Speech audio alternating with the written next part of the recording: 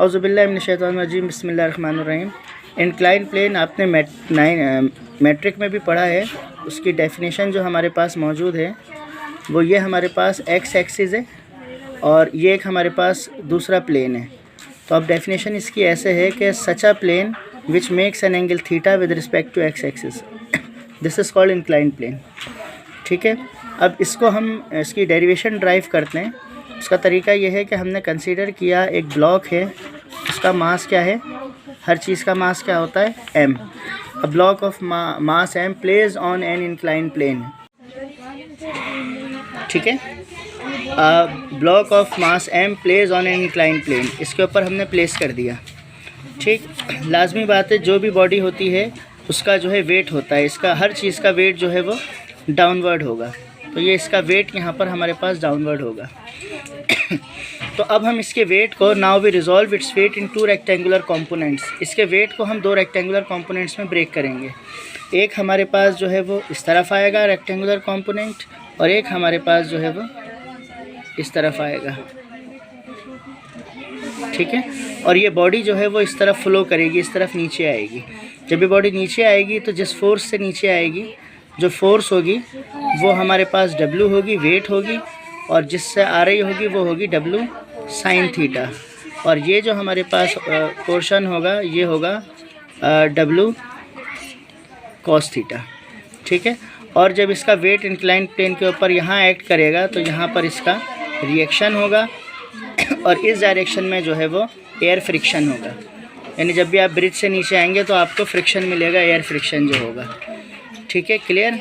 दोबारा सुन ले क्या किया। एक ब्लॉक ऑफ मास m को प्लेस किया इंक्लाइन प्लेन के ऊपर, इसका वेट डाउनवर्ड है, इसके वेट को जो है दो रेक्टेंगुलर कंपोनेंट में ब्रेक किया, W cos theta, W sin theta. ठीक है, और according to Newton third law के जब इसके ऊपर एक्शन आएगा तो इसका रिएक्शन होगा।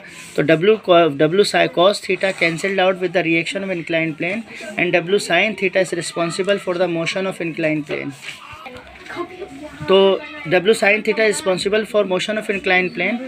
तो हम इसकी फ़ोर्स को इस तरह लिख सकते हैं। अब देखें, F is equals to W sin theta minus F। Air friction को हम माइनस करेंगे।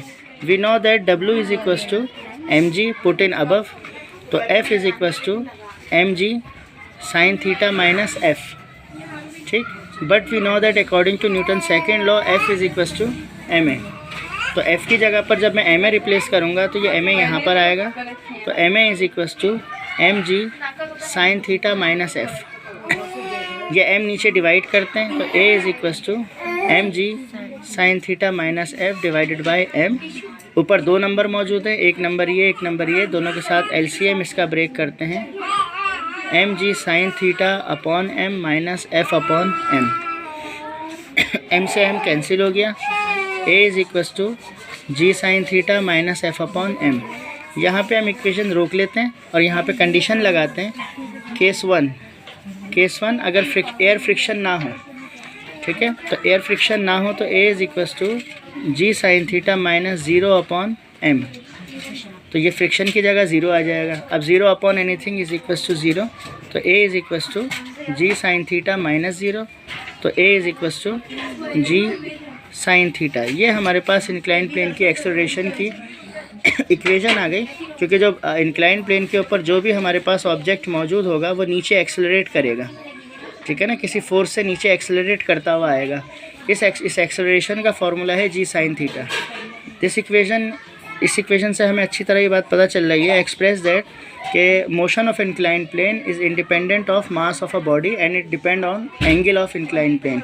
तो जितना एंगल होगा थीटा पे डिपेंड कर रहा है। ये स्टेटमेंट हम इसके बाद नीचे लिखेंगे। और अगर यहीं पर मैं इसका केस 2 आपको करके दिखाऊं, केस 2 हमारे पास कि फ्रिक्शन 0 है और एंगल को हमने कर दिया 90 डिग्री। तो अब अगर मैं इस इक्वेशन में पुट करूं तो a is equals to g sine, angle जो है ये एंगल मेरे पास है 90 डिग्री माइनस 0 अपॉन m।